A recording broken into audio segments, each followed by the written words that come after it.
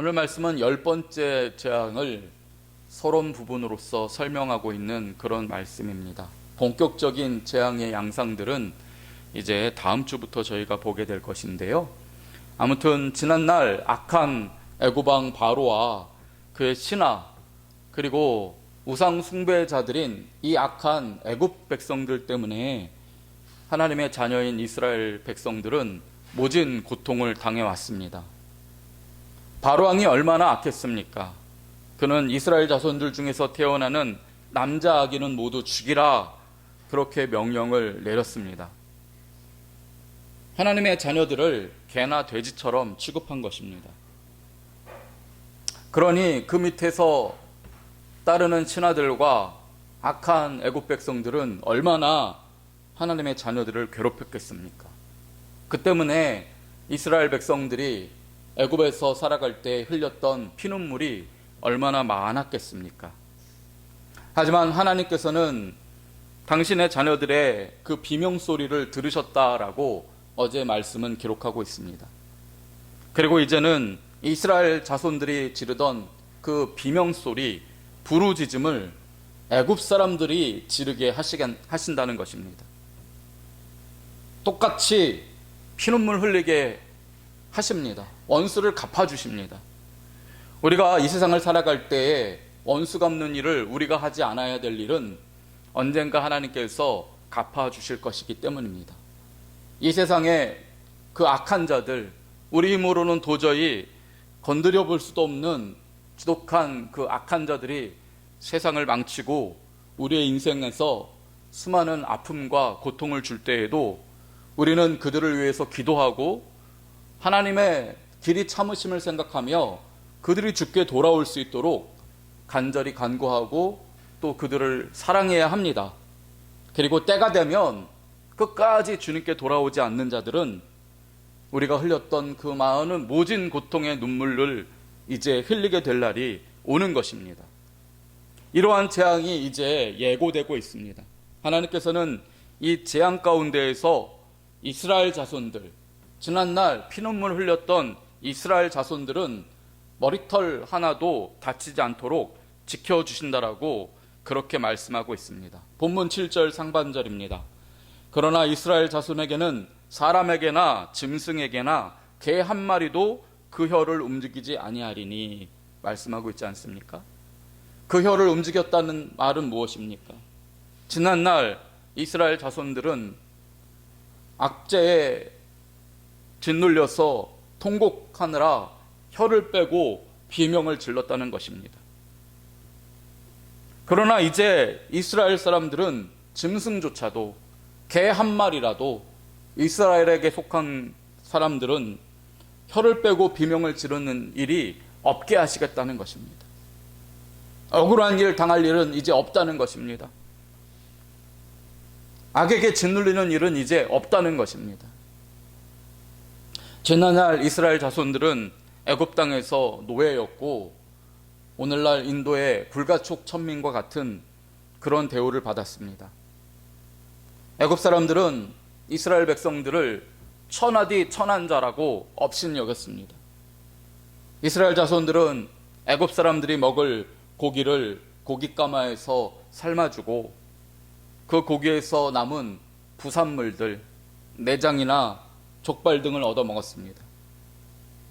이스라엘 자손들은 애굽 사람들이 먹을 곡식을 저장하는 창고를 지어주느라 허리가 다 굽었고 살까지 다 터져 나왔고 그렇게 중노동하다가 죽으면 구덩이에 묻히는 그런 일을 할 뿐이었습니다.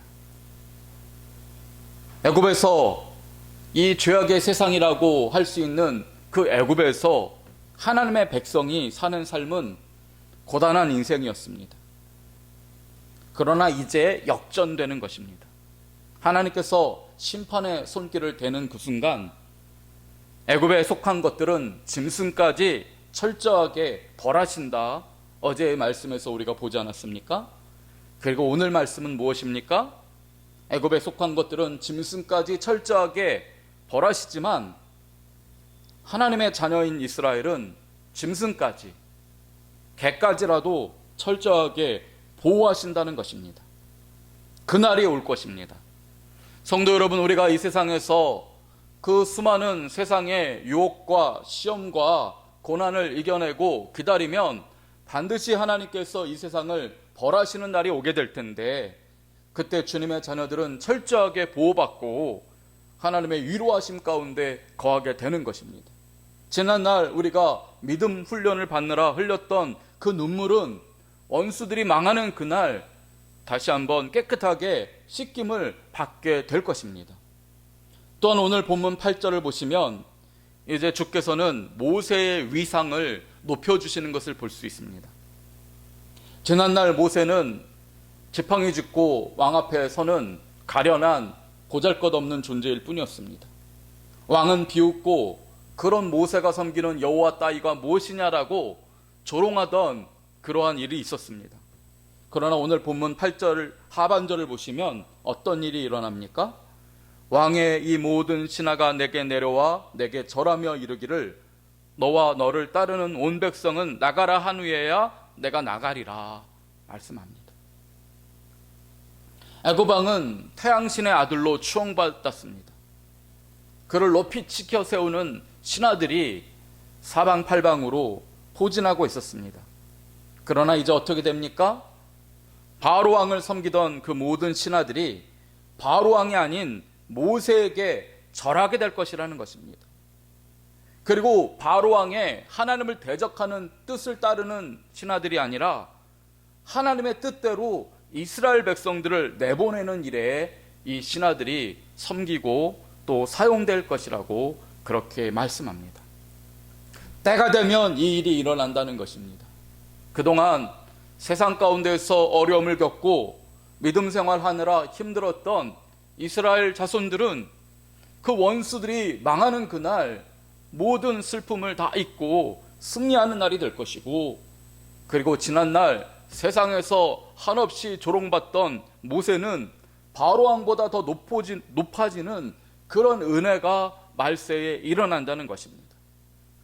오늘 본문은 말세에 하나님의 자녀들에게 약속된 것이 무엇인지를 미리 보여주는 예고편이라고 할 수 있습니다.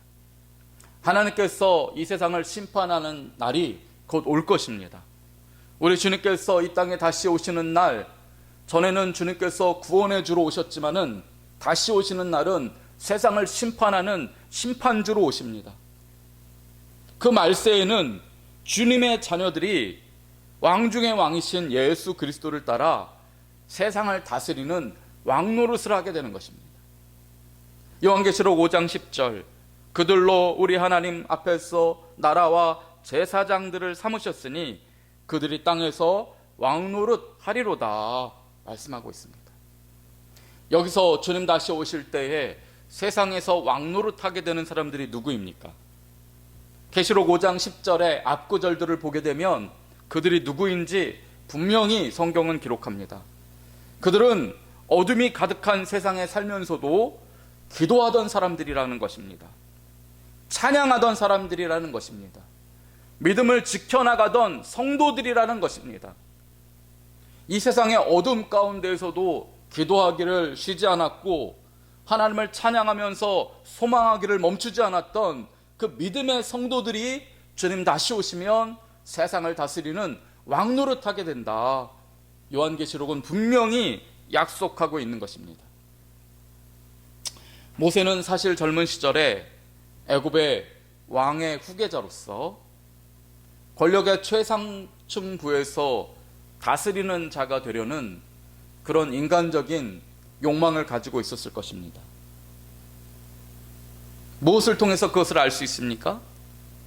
그가 애굽의 왕궁에서 권력 다툼에서 물러난 후에도 모세는 이스라엘을 이끄는 자가 되리라 마음을 먹었다는 것을 보면 알 수 있습니다. 그 자신이 누군가를 다스리고자 하는 그런 욕심이 젊은 시절 모세에게 있었던 것입니다.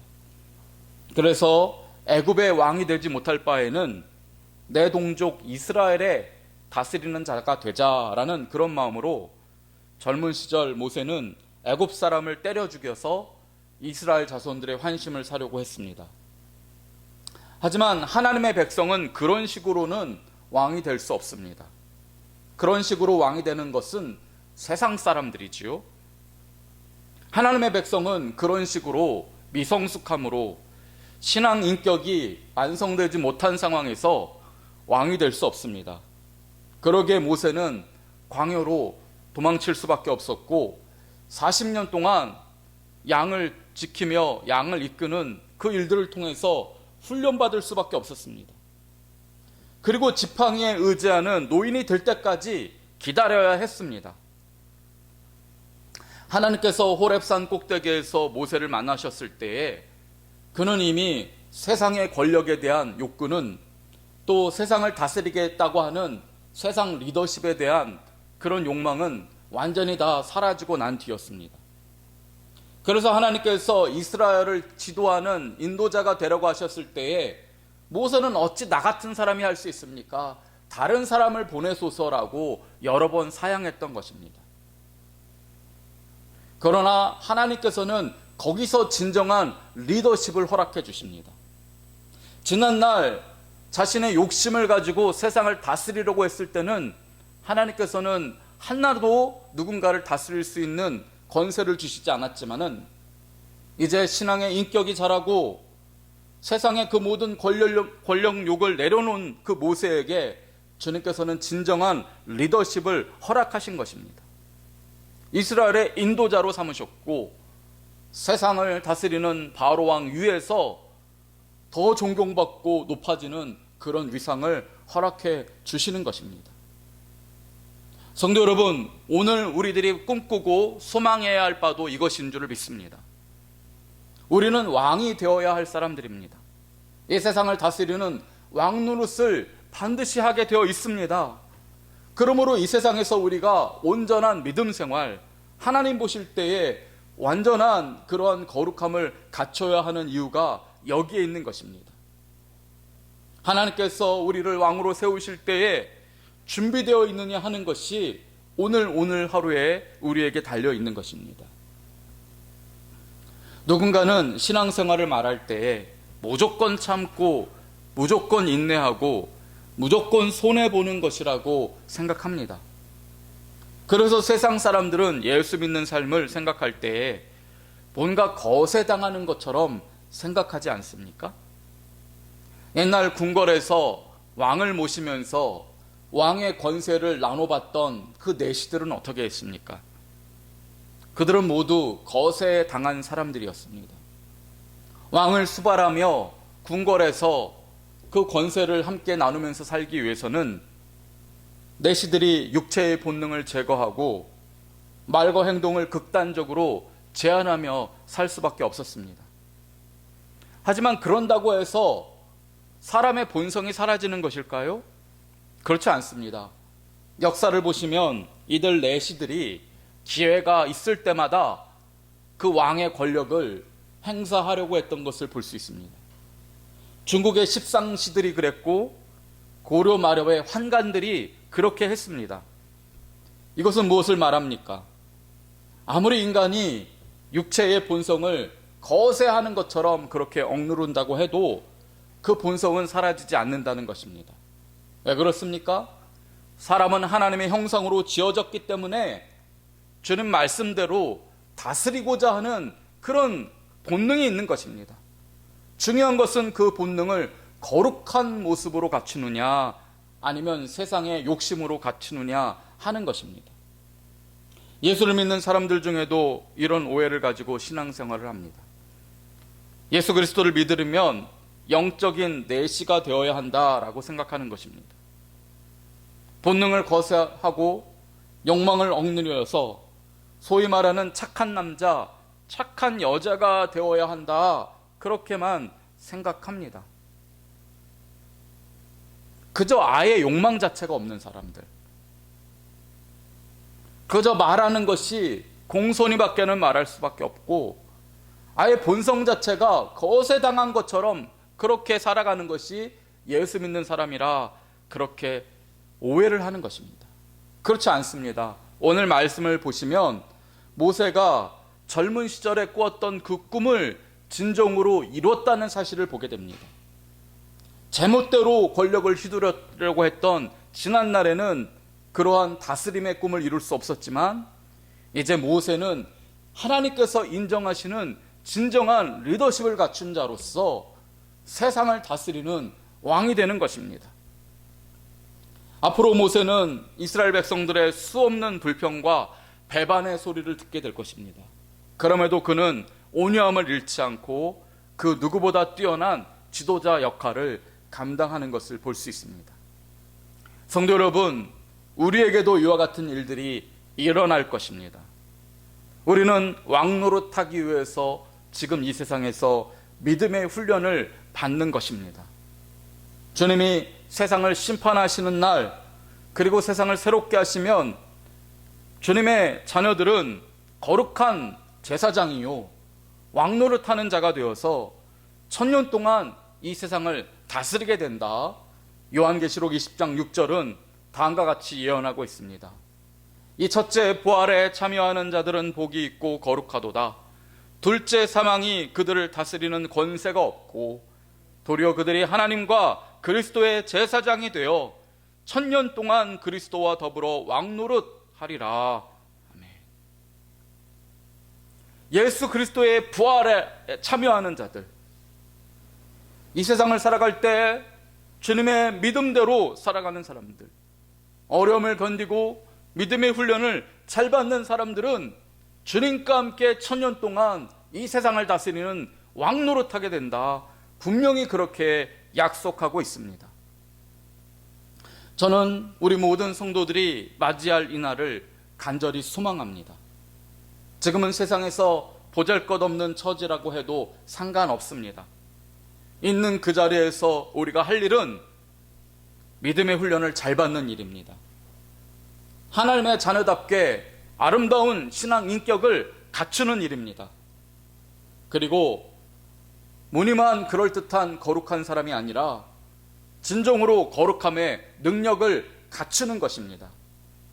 그리고 주님께서 심판하시는 그날, 세상이 심판받는 그날, 준비된 자들은 보상을 받게 될 것입니다. 애굽을 심판하실 때 지난날 광야로 쫓겨났던 모세는 바로 왕의 신하들이 떠받드는 왕과 같은 자가 되었습니다. 지난날 피눈물을 흘렸던 그 가운데서 참고 인내하며 기다렸던 이스라엘 백성들은 원수들이 벌받는 그날 그 억울함과 아픔을 깨끗이 보상받는 그런 은혜를 경험하게 되었습니다. 성도 여러분, 그날을 바라보시기 바랍니다. 그날을 준비하시기 바랍니다. 궁극적인 승리는 그날부터 시작되는 것입니다. 오늘 하루가 주님이 주시는 참된 소망을 바라보며 준비하는 의미 있는 시간들이 되시기를 주님의 이름으로 축원드립니다. 아멘. 기도하겠습니다. 주님, 이 세상을 살아갈 때에 우리가 여전히 하나님 안에서 믿음의 훈련을 받고 참고 인내하며 기다리는 것은 우리의 본성을 거세하는 것이 아니라 그 본성이 거룩해짐을 받고 주께서 약속하신 그날이 되면 왕노릇하기 위함인 줄을 믿습니다. 저는 그날 궁극적인 승리가 우리에게 찾아올 텐데 그날을 위하여서 준비되는 주의 자녀들이 되게 하여 주옵소서. 그날을 위하여서 오늘 하루를 살아갈 때에 하나님의 말씀을 붙들게 하여 주시고 세상이 우리를 유혹하고 시험하고 고난 가운데 처하게 할지라도 흔들리지 않게 하여 주시고 거룩한 신앙의 인격을 갖추게 하여 주시고 주님의 자녀다운 아름다운 삶을 살게 하여 주옵소서. 주님 곧 오실 것입니다. 그때에 왕노릇하는 우리 모두가 되게 하시기를 간절히 소망하며 예수님 이름으로 기도드립니다. 아멘.